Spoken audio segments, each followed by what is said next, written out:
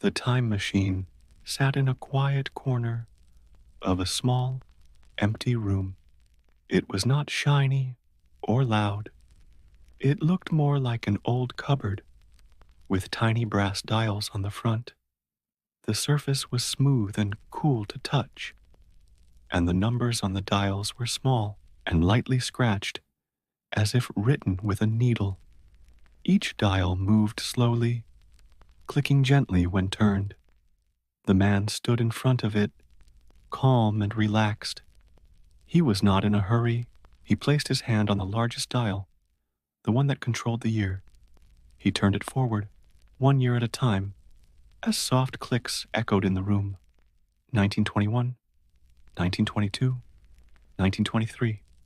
He stopped for a moment and looked at a notebook. Then he turned the dial backward. 1923, 1922, 1921. Next, he checked the month wheel. It had tiny pictures of leaves, snowflakes, suns, and clouds. He moved it to October, watching the small pointer settle gently into place. He took out a soft cloth and wiped a small fingerprint off the shiny glass window of the machine. Then he checked the crystal light on the top. It glowed with a soft green color, which meant everything was working well. The hum from inside the machine was soft, like a distant fan. The man then walked slowly around the machine. He checked each screw, each panel. Nothing had changed. Everything was in place. He took a deep breath and smiled a little. Before every journey, he followed the same steps. Turn the dials, wipe the glass, check the lights, listen to the hum. It was all part of the calm, careful work. There was no rush. There was no sound but the slow ticking of the wall clock and the quiet hum of time waiting to be traveled. The time machine sat in a quiet corner of a small, empty room. It was not shiny or loud. It looked more like an old cupboard with tiny brass dials on the front. The surface was smooth and cool to touch, and the numbers on the dials were small and lightly scratched, as if written with a needle. Each dial moved slowly, clicking gently when turned. The man stood in front of it, calm and relaxed. He was not in a hurry. He placed his hand on the largest dial, the one that controlled the year. He turned it forward, 1 year at a time, as soft clicks echoed in the room. 1921, 1922, 1923. He stopped for a moment and looked at a notebook. Then he turned the dial backward. 1923, 1922, 1921. Next, he checked the month wheel.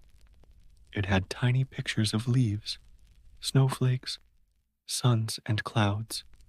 He moved it to October, watching the small pointer settle gently into place. He took out a soft cloth and wiped a small fingerprint off the shiny glass window of the machine. Then he checked the crystal light on the top. It glowed with a soft green color, which meant everything was working well. The hum from inside the machine was soft, like a distant fan. The man then walked slowly around the machine. He checked each screw, each panel. Nothing had changed. Everything was in place. He took a deep breath and smiled a little. Before every journey, he followed the same steps. Turn the dials, wipe the glass, check the lights, listen to the hum. It was all part of the calm, careful work. There was no rush. There was no sound but the slow ticking of the wall clock and the quiet hum of time waiting to be traveled. The man arrived quietly in the year 1721. It was morning. The sky was soft gray, and the air smelled of damp earth and smoke from wood fires. He stood at the edge of a small village road. It was empty, no horses, no carts, no people walking by. Across from him was a wooden shop with a new sign hanging above the door. The sign was freshly painted. The letters were wide and slow, dark blue with tiny gold dots around the edges. The paint was still wet. He didn't go inside. He simply sat on a wooden bench under a tree. The bench was rough and a little crooked, but it was strong. He folded his hands in his lap and looked at the sign. Nothing else moved. The wind was very light. A leaf turned slowly in the breeze, then stopped. The paint dried slowly, changing a little with the sunlight. At first, it looked shiny and soft. As time passed, the shine became less. It turned a little flat, like dry paper. One drop of paint at the corner stayed thicker than the rest. It took the longest to dry. The man watched it for a long time. He thought about how thick the brush must have been, and how the painter had probably dipped it too deep into the pot. A small bird flew by and landed on the roof. It did not sing. It just sat and looked at nothing. Far away, a rooster called once, then silence again. The man stayed still. The paint kept drying. A fly buzzed past and landed on the edge of the sign, then flew off again. The man watched the tiny gold dots, each one a little different, some more round, some more like stars. The sun rose a little higher. The shadows shifted just a little. Still, the man waited, and the paint dried, slowly and peacefully, one thin layer at a time. Now, the man was in the future. The year was 89. Everything was very quiet inside the building he visited. It was a large government archive, filled with rows and rows of tall, silver filing cabinets. But these were not ordinary cabinets. They opened and closed by themselves. Small robotic arms moved slowly, picking up papers, placing them into folders, and sliding them neatly into place. The air smelled clean, like metal and paper, and something faintly lemon-scented. The man walked softly on the smooth gray floor. His footsteps made no sound. He sat on a low bench near one of the walls and began to watch. The machine arms made small movements, never fast, never loud. One arm reached into a drawer labeled Bench Repair Reports. Zone 4 took out a sheet of paper, read a tiny code in the corner, and gently placed it in a new folder. Then it slid that folder into another drawer labeled Confirmed 2087. Each drawer was labeled with care. The words were printed in light blue letters. Public garden soil logs, roof tile replacements, spring, sidewalk color tests, gray tones only. The man read each one slowly. He liked how soft the lights were above the cabinets. Tiny white lights that glowed without blinking. Some folders were made of thin plastic. Others were made of recycled paper, with little marks from older labels that had been gently peeled off. Every few minutes, a new cabinet would open with a soft hiss. An arm would move out, pick something up, and slide it away. Then the cabinet would close again with a soft click. There were no voices, no phones, just the slow sounds of quiet machines doing small, careful work. The man did not speak. He watched one folder that had a slightly bent corner. It was placed perfectly flat anyway. The machines were very patient. They never hurried.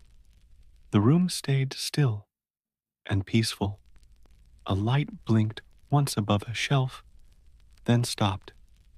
Everything was in order. Everything was calm. The future, he thought, was very quiet. The man now stood in the year 1894. He had not gone to a big city or a busy place. He was in a small village, train station, far from anything loud or fast. The station was made of brick and wood. It had one long bench, a clock on the wall, and a little desk by the window. A single clerk sat behind the desk. He wore a neat brown vest and a soft gray cap. His glasses sat low on his nose. There were no trains arriving. No one was waiting. The room was still. The only sound was the ticking of the large station clock above the door. Tick, tick, tick. The clerk sat at his desk, holding a quill, pen. He dipped the pen into a small ink pot and carefully wrote numbers in a large book. His handwriting was slow and even. He paused after each word, lifted the pen, and then continued. It was quiet work. The station smelled of old wood and paper. There was a small stove in the corner with a kettle sitting on top. The kettle gave off little puffs of steam every few minutes. The steam rose and faded in the cool air. The man watched it float, then vanish. The clerk didn't look up. He turned the page very slowly and smoothed it with the side of his hand. Once, the wind moved a newspaper near the bench. The pages lifted slightly, then settled again. Outside the window, the trees didn't move. A cowbell rang in the distance. The clerk looked at the clock, wrote another line, and waited. A fly buzzed near the door, then disappeared behind a shelf. Everything returned to stillness. The man stayed there, breathing slowly. Nothing changed. The afternoon light faded little by little, and still the clerk wrote, paused, dipped, and wrote again. The work was simple. The day was long. Nothing happened, and nothing needed to. The man was back in his own time now. It was quiet in his small room. A soft yellow lamp lit the table, and the walls were lined with shelves. On the table was a large box filled with hundreds of old postcards. The cards were from many places, some with beaches, others with mountains, towns, or empty fields. But today, he wasn't looking at the places. He was sorting the postcards by color. He picked up one card. It showed a blue sky, not a bright blue, something softer, like the color of faded jeans. He placed it in a new pile, labeled Sky Pale. The next card had a golden field under a lavender sky. He paused. The lavender was more gray than purple, but not quite blue. He made a new pile. Sky, dusk tint. He did not rush. Each card was held for a moment. He looked closely at the corners. Some bent, some smooth. The backs were yellowed from time. A few had handwriting. The letters were light and slanted. He did not read them. He focused only on the colors. There was a small card from the coast. The sea was greenish blue, with a strip of white sand. He held it next to the others, then slid it into a group called Seafoam Blend. Another card had pink clouds. He started a new group, Clouds, warm tones. He kept going, his hands moving slowly, the cards making a soft swish as they touched the table. Every once in a while, he stopped to adjust a pile. One card had slipped sideways. He straightened it. then smoothed the edges of the stack. The room was quiet, except for the soft ticking of a little desk clock. The air smelled faintly of paper and dust. Outside, the sun was setting. A little orange light came through the window. He didn't notice. He was holding a card with a deep gray sky, almost silver. He gently placed it under storm cloud, light edge, and sat back. There was still more to do, but there was no need to hurry. The colors would wait. The night was quiet, and everything was in place. The man sat still, the last postcard resting softly in his hand. He placed it down with care and slowly closed the lid of the box. His fingers brushed the edge of the table, feeling the smooth wood beneath his palm. He leaned back slightly, letting his eyes wander around the quiet room.